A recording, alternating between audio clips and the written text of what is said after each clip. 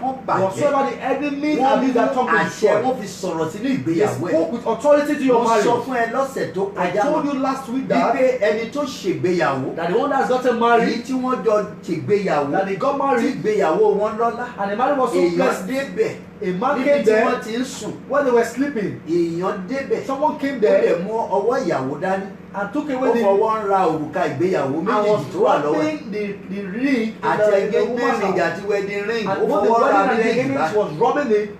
lèmi wọlé. And I entered. mo ní kí lẹ̀ ń ṣe. And I said, what are you doing? òkà ọwọ́ rẹ̀ mò ń wò. Say, I will look at the man in the Òkà wedding ọwọ́ ring. rẹ̀. What are you looking at? jáde madam jáde. Leave from the leave there right now. ṣùgbọ́n ìgbéyàwó yẹn ò lè so. But that marriage. ìyẹn ni tó di òrùka mú. She held on to the ó ń the sọ ring ara àjèjì sínú and was ìgbéyàwó. speaking strange words into that ọ̀rọ̀ tí wọ́n fi ahọ́n sọ sínú ayé ẹ̀ words that was tí said ò to your jẹ́ kí marriage. ìgbéyàwó ẹ̀ kó That lọ́lá. making your marriage wọ́n not ti true. sọ̀rọ̀ sínú ìgbéyàwó mi. Spoken into some marriages. nígbà tí ìyàwó àtọkọ ń ṣàmì. When the ó wife rò and husband were wípé saying wọ́n amen, gbàdúrà fáwọn. they thought they were láì being mọ̀ prayed wípé for. ó yí padà They nínú know that ẹ̀rọ. it was something nínú else they were ọkàn saying. ìlú ọ̀tọ̀ ló ń sọ. In the heart they were saying ṣùgbọ́n mo something fẹ́ bá else. yín sọ̀rọ̀. But I'm going to tell láti you kásẹ̀ lórí ìgbéyàwó to nílẹ̀ conclude the ní marriage ọ̀sẹ̀ tó ń bọ̀ by next week lórí ahọ́n. on the tongue. ohun tí ahọ́n bàjẹ́. What the tongue has ọlọ́run destroyed. máa lo ahọ́n láti God will tún use his tongue to fix láti it. wákàtí ìlọ. From this very time, ìgbéyàwó àlésù. your home will be ìgbéyàwó fruitful. àlọ́lá. Your marriage will be blessed. ìgbéyàwó àlálàáfíà. Your marriage will have peace. ìtura jẹ́ ti. And there will be peace wàá everywhere. lóbìnrin oníwà rere. You'll be a ọkọ virtuous ẹnu woman. àdọkùnrin oníwà And your rere. husband will be a virtuous husband. ìyẹn àtura. And your home will be ọmọ peaceful. ọlọ́run mo pè é sí àkíyèsí. Lord God, I'm drawing your gbogbo ìgbà knowledge tí à ń something. ṣe ètò yìí ó ń ná wa lówó tó pọ̀. Whenever we are doing all this, it will spend a lot. láti ra dátà kì í ṣe kékeré ní nàìjíríà. My data is not a small àti in àwọn Nigeria. ohun èlò tá a fi ń gbohùn sílẹ̀ And also the things we use, bíi kámẹ́rà Like a camera? laptop Like a àti laptop? àwọn equipment gbogbo tí à ń lò. and also the equipment we make use a of. lọ ń rẹ̀ǹtì ẹ̀ lọ́sọ̀ọ̀sẹ̀ ní We rent all láti. these things from time to time. ọlọ́run bá bùkún ẹ tó bá lè ṣe If ìrànlọ́wọ́. God has blessed you and you can do help. tó bá lè ṣe ìrànlọ́wọ́. If you can render a help, ẹ wà á rí account number náà lórí afẹ́fẹ́ pẹ̀lú ètò tó ń wò lọ you will lọ́wọ́. see your account number displayed on the screen right now. nítorí náà à ń fẹ́ ìrànlọ́wọ́ ẹ̀yin tí ọlọ́run ti ràn For lọ́wọ́. this reason, we are asking for à ń help fẹ́ from those. ìrànlọ́wọ́ ẹ̀yin tí ọlọ́run ti bùkún We fún. are asking for à help ń from those fẹ́ that God has ìrànlọ́wọ́ blessed. ẹ̀yin tí ẹ bẹ̀rù ọlọ́run tí ẹ sì ń ṣe ti ọlọ́run. We are asking for help from those that fear God láti and do the will of ran God. program yìí So lọ́wọ́. they can support this work and ọlọ́run á ràn ẹ́ lọ́wọ́. God will help you kò also. sóhun tó kéré jù o. There's nothing that is so kò little sóhun tó tóbi. and there's nothing too much. débi rìṣákà ní tó bá lágbára. Whatsoever thing you have power ran to ètò do, yìí lọ́wọ́. support this ọlọ́run á ministration ràn ẹ́ lọ́wọ́. and God will help you. ọlọ́run á bùkún And God will bless you. iṣẹ́ á lérè. Your work will be profitable. Ògo á farahàn. Your glory will Ilé ò manifest. ní dàrú. Your home will not be Ìyàwó destroyed. ò ní túká. Your marriage will not be Àlàáfíà destroyed. jẹ́ tiẹ̀. And your peace will be upon you. Orúkọ Jésù. In the name of Jesus our Lord. Amen. Amen. Children of God, I trust you have been blessed with this wonderful message from all of us here at the Bell of Salvation Evangelism Ministry. We look forward to meeting with you next week.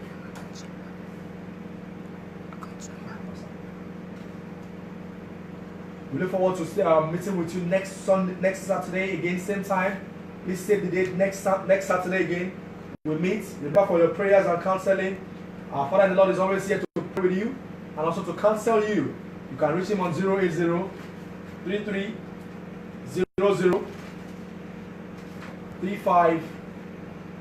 080-3300-3526. I'll take the numbers once again. The numbers are showing on the screen right now. That's for your prayers and prophetic counseling. And also you can follow our Father in the Lord on Instagram and also on Facebook at Juwon Odubowale. And also you can subscribe to our YouTube channel.